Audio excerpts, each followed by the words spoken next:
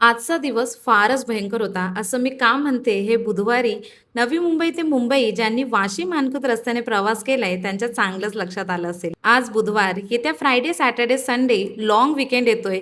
म्हटलं मस्त सुट्टी एन्जॉय करावी म्हणून दुकानावरती जे नवीन स्टॉक आलाय, त्याचे व्हिडिओ शूट करून घ्यावेत. संध्याकाळी 5 वाजता घरातून निघाले. रोज या प्रवासाला येऊन जाऊन जेमतेम 3 तास लागतात.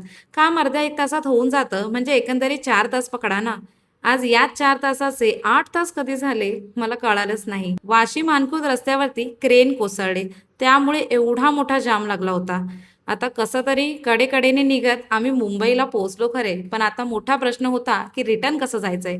कारण परतीच्या रस्त्यावर पण तोच जाम आहे. मग काय विक्रोळी ऐरोली करत अख्ख्या गावाला नाही तर अख्ख्या जगाला वळसा घालून आम्ही रात्री 1 वाजता घरी पोहोचलो. कधीतरी आपल्या आयुष्यात असा एक दिवस येतो ना, जेव्हा आपण देवाला म्हणतो, देवा बस कर आता, हा दिवस संपू दे. आणि तोच आजचा दिवस होता.